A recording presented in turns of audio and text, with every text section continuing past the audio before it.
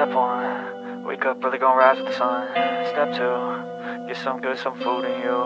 Step 3, think real hard about what you wanna be. Step 4, everybody just do your thing. Wake up, today's gonna be a good day. Wake up, today's gonna be a good day.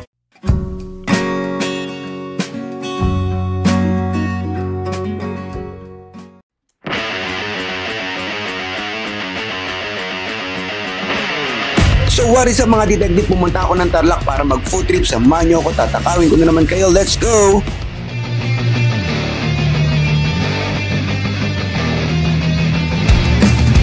Hindi katulad sa Metro Manila na madalang ang nagsaserve ng kambing dishes, dito sa Tarlac ay abundant ang kambingan dito. At dito sa Aling Lloyd's kami nag-food kasi ito yung madalas na dadaanan from SCTEX to Luisita exit papuntang Tarlac City proper. Nakita nyo naman yung variety sa mga lutong kambing dito, and they are also serving regular dishes at syempre yung Central Luzon dish na kilayin.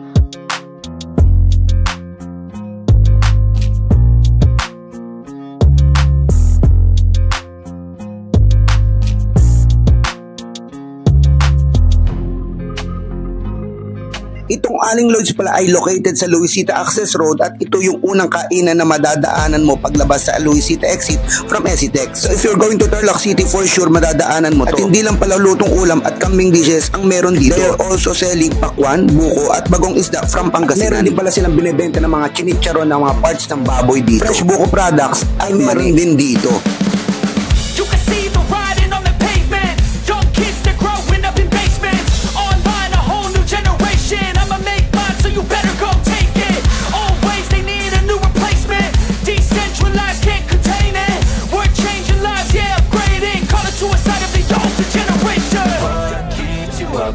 Yeah, make all the demons quiet. Yeah, we were built to thrive. Yeah, I think that we've all had enough. What keeps you up at night? Yeah, make all the demons quiet. Yeah, we were built to thrive. Yeah, I think that we've all had enough. Oh, yeah, I think that we've all had enough.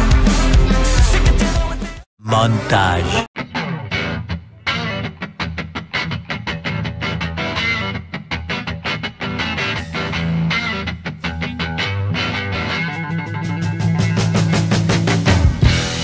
Nakita nyo naman sa montage na puro kambing dishes ang in-order namin at pati free soup nila ay from sinampalukang kambing nila. Good start tong sabaw kasi yung asim at lasa ng kambing meat ay solid tag team sa taste buds ko. Nagpa-refill nga pala ako nito kasi hindi ko lang to hinigo, ininom ko pa. Ang sarap kasi. Next naman na tinikman ko itong kalderetang kambing na pinakapaborito kong lutong kambing. Hindi ganun kalambot yung karne. Pero yung sarsa ay panalo kasi yung lasa ng kambing minus yung anggo at alat ay tamang-tama. Next naman itong kampukan o kilawin version ng Tarlac. Ito naman ang pinakanagustuhan ko sa tatlo. Hindi intense yung asim at lasang-lasa pa rin yung laman ng kambing dito. Siyempre the best yan with red missile para sumabog sa bibig ko. Okay sa oray, super combo finish. Since nasa Tarlac kami ay sinigurado kong tumikim ng local dish nila at hindi ako nagsisi. Last but not the least, itong papaitang kambing na very comforting. Pait, konting alat at lasa ng pinagkuluan na kambing at konting anggo nito makes this one very special. Super combo finish din ito. So dahil dyan wala na akong masabi pa. So that's it for this food trip. See you later. Kita kiss. Bye-bye you.